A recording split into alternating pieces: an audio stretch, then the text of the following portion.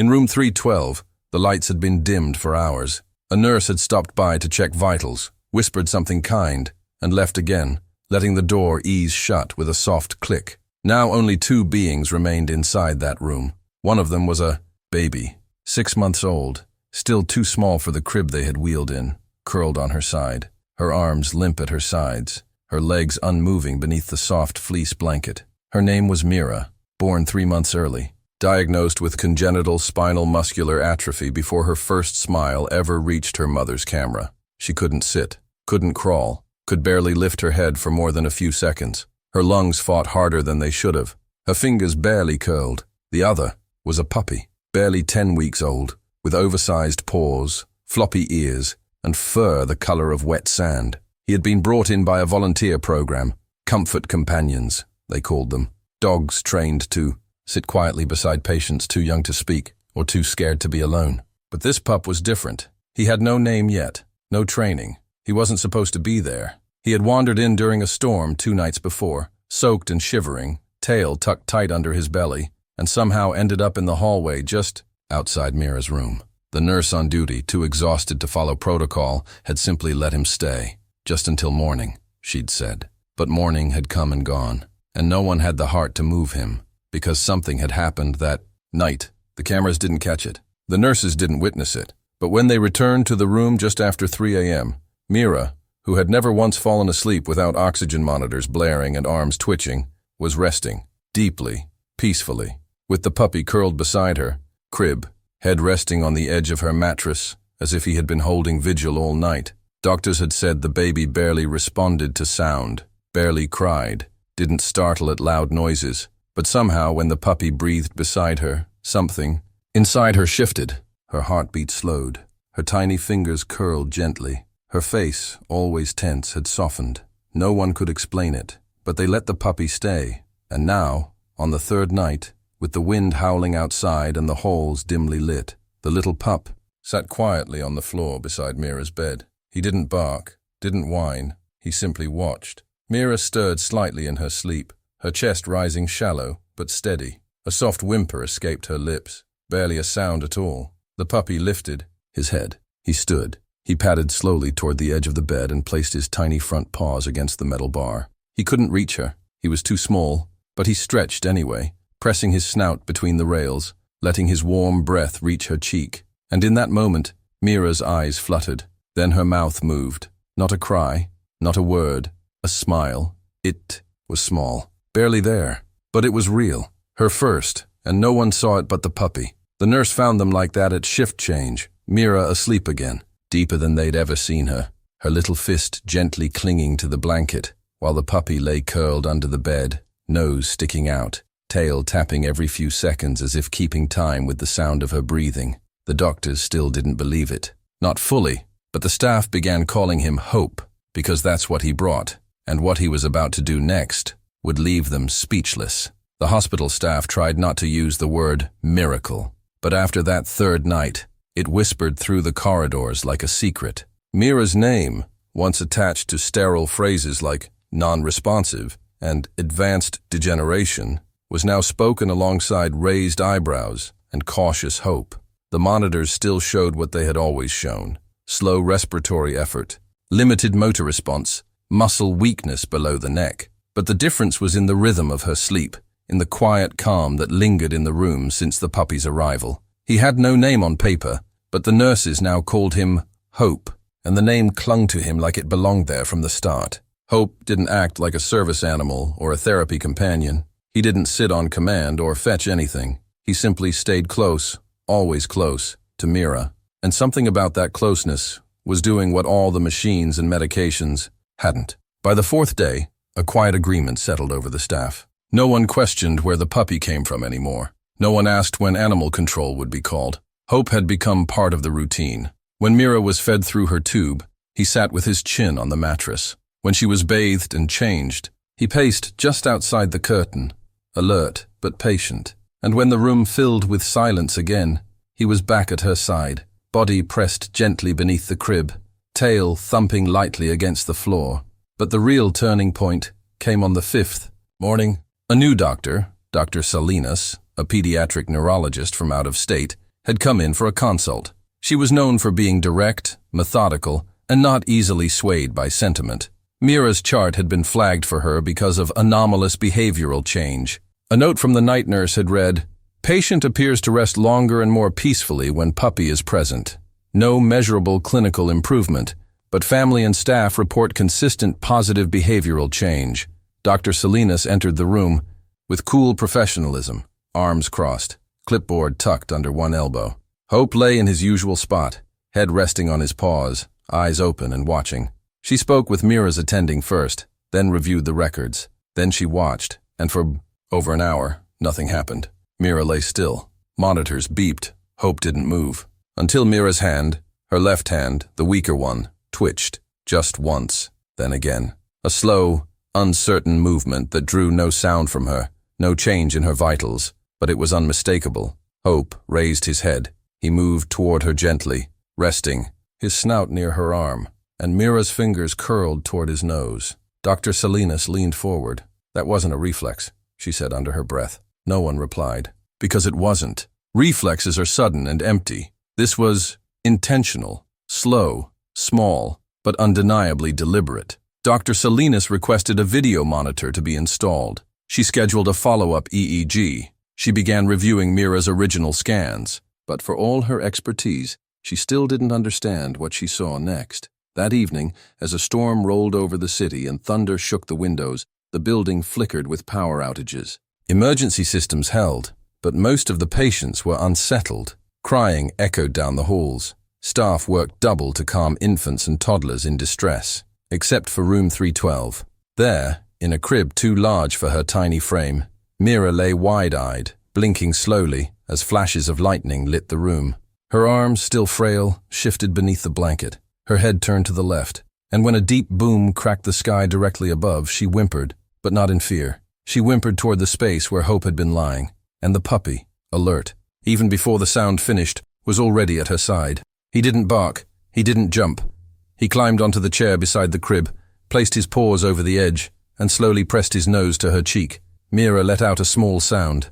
Not a cry, not a coo. It was a laugh, soft, broken, but real. The nurse on shift had paused outside the door, startled by the sound. She hadn't heard Mira make a noise like that, ever. She rushed in, afraid something was wrong, but instead found the baby blinking slowly, lips curved in something so close to joy it took her breath away.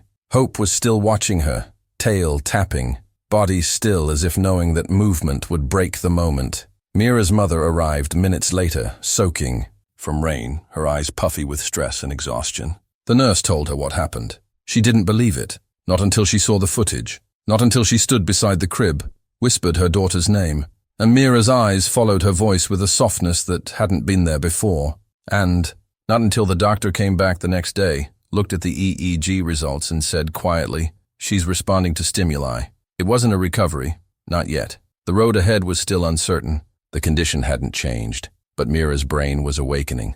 And somehow, impossibly, a puppy with no medical training, no pedigree, no paperwork, just patience and presence, had done what no one else had. He had reached her. Where therapy had failed and medicine had paused, Hope had filled the gap with something science still couldn't quantify. Connection, and what he would do next, would touch lives far beyond that hospital room. The days that followed Mira's first response rippled through the hospital like a quiet revolution. Staff whispered updates in break rooms. Parents of other long-term patients peeked through open doors. Doctors who once walked past room 312 without a second thought now slowed down, curious. Mira, once the fragile infant everyone expected to merely stabilize, not improve, was suddenly surprising them all. And at the heart of it was a puppy nobody had requested, who still had no file, no collar, no official role, but who had become the single most irreplaceable presence in the building. Dr. Salinas began coming in twice a day. She reviewed Mira's vitals with a scrutiny that was both clinical and amazed.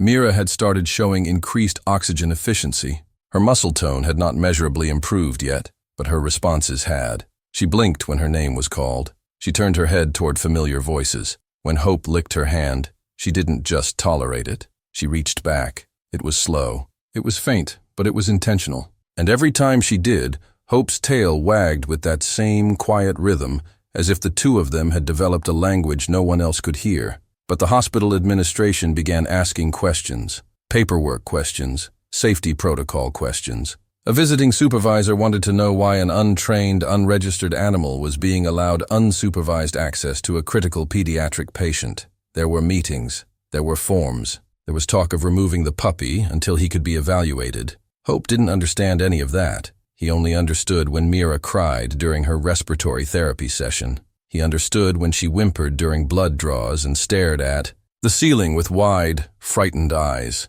He would stand on his hind legs, paws pressed to the rail of her crib, ears back, watching, always watching. And when they let him close, when the machines stopped beeping and Mira's panic faded, he would climb up onto the chair and curl beside her crib again, as if nothing else in the world mattered. But the tension was growing.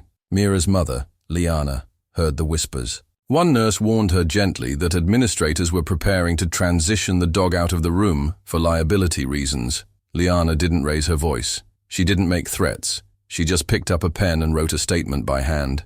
Then she walked to the main office and handed it in personally. "If you remove the puppy from my daughter's room, I will leave with him. My daughter is responding. You told me that wasn't possible. Now she is. And I will not watch her regress for the sake of a rule made by someone who's never heard her laugh." The next day, Mira was moved into a private room, not because of isolation, but because the hospital, under quiet pressure from families and staff, created a new designation, Emotional Rehabilitation Companion. Hope became the first to hold that title, and that's when something else happened, something no one saw coming. A reporter from a local news station had picked up the story through a social media post. She reached out, curious, skeptical even. She wanted to film a short segment, nothing dramatic, just a piece about kindness and connection. Liana hesitated. She didn't want to turn her daughter into a headline, but Dr. Salinas encouraged her. "Let people see what this looks like," she said, "because it's real." The news crew arrived quietly. They didn't bring lights or crowd the room. Just one camera, one soft-spoken journalist, and a single request. "Can we just film a few minutes of their time together?" Mira had been awake for hours, her heart rate steady, her eyes bright. The therapist had finished her stretches for the day, and Mira was resting. Hope lay beside her, paws tucked neatly under his chest, watching. The camera rolled. Then something extraordinary happened. Mira moved her arm. Not much, just a slight bend at the elbow. But it was more than a twitch. It was a movement with purpose. Her hand lifted barely 2 inches off the blanket. The therapist gasped softly. Then she did it again. Liana stepped closer, stunned. "Mira," she whispered, her voice catching. "Baby, do it again." Mira's fingers wobbled and reached for Hope, and the puppy leaned forward and pressed his nose to her palm. The room went silent except for the camera's faint whir. The video aired the next evening. Within 24 hours, it had over 2 million views. Messages poured in from every corner of the internet. Parents, veterans, therapists, teachers. Stories of animals who had done the impossible. And questions. Hundreds of questions. Who is this puppy? What kind of training did he have? Can we adopt dogs like him? Can he come visit our child? But the truth was simpler. Hope wasn't trained. Hope wasn't certified. He had just chosen to sit beside a girl who couldn't move. Chosen to wait without asking for anything in return. Chosen to listen until she remembered how to respond. And, while the world watched the miracle unfold through a glowing screen, Hope stayed curled beside Mira's crib, as he always had, unaware that he had already done something no medical team could have predicted. He had brought a paralyzed baby back to life, one heartbeat at a time. The video changed everything. What began as a quiet miracle inside one hospital room had now spread like wildfire across the world. Mira's slow, deliberate movement, the tiny lift of her fragile hand to meet the puppy's nose, became the image millions didn't know they needed. She wasn't just a baby in a crib anymore. She was Hope, wrapped in a pink blanket and guarded by a sandy-colored pup who had wandered in without permission, but stayed as if he had always belonged. Inside the hospital, the staff shifted, not their duties, not their protocols, but their hearts. The pediatric wing, once subdued and solemn, began to hum with something new. Hope was allowed into other rooms now, escorted gently by the nurse who first let him stay. Children in pain reached out for him. Parents who hadn't smiled in weeks asked to take pictures. Doctors, once skeptics, now paused when they passed him in the hallway, lowering their voices like they were in the presence of something sacred. But Hope always returned to room 312. It was still Mira's sanctuary, still the quiet space where he curled at her side, watched the machines hum, and waited for her to wake. Her progress was slow, unpredictable, but no longer unchanging. Some days she moved her arms more, other days she tracked voices with her eyes. And once, just before her afternoon feeding, she laughed, a full, clear sound that startled her nurse so much she dropped her clipboard. That laugh made its way into the medical record. The attending physician called it spontaneous response with emotional trigger, but the nurse just wrote one word in her notes: hope. The world outside hadn't stopped watching. News stations aired follow-ups. A national pediatric foundation reached out to sponsor Mira's care. Offers came in from trainers wanting to certify Hope, to place him in programs that would maximize his impact. But Liana declined everyone. Hope didn't need training. He didn't need a job. He already had one, and he had chosen it on his own terms. One rainy afternoon, nearly 3 weeks after Mira had first responded to him, something happened that none of the doctors could explain, not with charts or scans or any scientific language. It began like every other day. Mira asleep after a light therapy session, her tiny frame still beneath the warmed blanket. Hope was lying at the foot of her crib.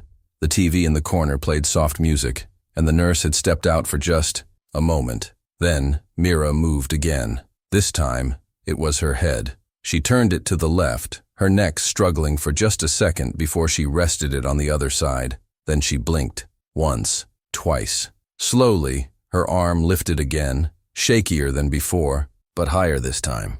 And with that effort came a soft, high-pitched noise. A sound no one had heard from her since her earliest days in the NICU. It was a cry, not of pain, not of panic. It was a sound like awakening.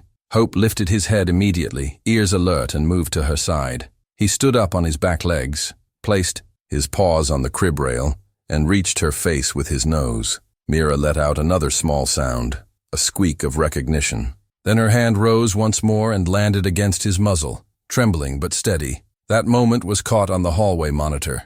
A nurse had just returned from break and saw it unfold live. She rushed in, heart pounding, fearing a seizure or distress. But when she entered the room, all she saw was a puppy resting his head gently against a child's palm and the child holding on. They ran another EEG, another MRI, more assessments. The scans showed what none of them had dared to hope: minimal electrical improvement in her neural responses. A change so small it could have been missed, but it was there, measurable, real. Dr. Salinas called it an impossible shift in an impossible case. But Hope didn't care about any of that. He just returned to his spot beside the crib, curled up like always, and fell asleep with his back touching the frame. That night, Liana stayed late. The room was quiet. The machines beeped steadily. Mira slept peacefully, one tiny fist still slightly curled. Hope was by her feet. Liana reached down, stroked his head, and whispered, "You're the reason she's still trying.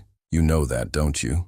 Hope didn't move, but his tail tapped, softly, once against the floor. And Liana cried, quietly, gratefully, not because of sadness, but because for the first time in 6 months, she could feel something changing. Not in numbers or timelines, but in the way her daughter's fingers curled, in the way her head turned toward warmth, in the way a puppy no one had called for had given her baby a reason to reach. Hope was never supposed to be there, but somehow he had arrived exactly when he was needed most, and though none of the doctors could predict what would. Come next, everyone. Every single soul who walked through that door knew one thing without a doubt: the girl who couldn't move was beginning to come back, because Hope never gave up on her, and she was learning finally how to follow him back into the world. By the time autumn touched the trees outside the hospital with gold, Mira's name had become more than a medical case. It had become a symbol. Her crib, once surrounded by hushed pity and blinking machines, now drew people who simply wanted to believe in something again. Families asked to peek in. Students on pediatric rounds paused outside her room. Nurses passed by slower, letting their eyes linger on the girl whose hand now moved without being asked, whose eyes followed laughter, whose body, still fragile, still fighting, was finally responding to the world around her, and always at her side was Hope. He had grown in those few short months. His paws no longer stumbled. His coat had filled in rich and soft, but his habits never changed. He woke when she stirred. He moved when her hand reached. He stayed close, not just near, but attuned, as if every flicker of movement, every tiny change in Mira's rhythm, passed through his heart before anyone else noticed. To most, he was just a puppy, but to Mira, he was the first thing she ever reached for, the first warmth she clung to, the first reason she ever smiled. The doctors stopped calling her progress impossible. They used words like encouraging and unexpected. Her therapy time increased. She could now hold onto a rattle, turn her head more than 90 degrees, vocalize beyond a cry. Small things. But for Mira, they were mountains. Every new movement was a message. Every new sound was a miracle. And it was all happening because of him. Then came the news. Hope had a heart murmur. A mild one, the vet said, but enough to need monitoring. It was discovered during a routine visit after a nurse noticed he'd been sleeping more. Nothing alarming. No pain. Just something to watch. But Liana knew what that meant. Hope hadn't been bred for service. He hadn't been trained for long-term medical partnership. He had given all of himself to a child who had no one else who could reach her. And now his own body was asking to rest. It broke something in her to accept it. But she didn't run. She didn't plead. She simply knelt beside him in the hallway one night, as Mira slept and the wind rattled the windows, and whispered, "You've done more than enough." The hospital began searching for a replacement, a certified therapy dog to continue Mira's emotional support plan. Applications poured in, but none of them felt right. They were trained, obedient, affectionate, but they weren't him. Still, Liana knew they had to think ahead. Hope couldn't do it all forever. Then, one evening, Mira surprised them all again. She was propped against her cushion, her left arm resting on a soft pillow. Her therapist had been using music to trigger neural response.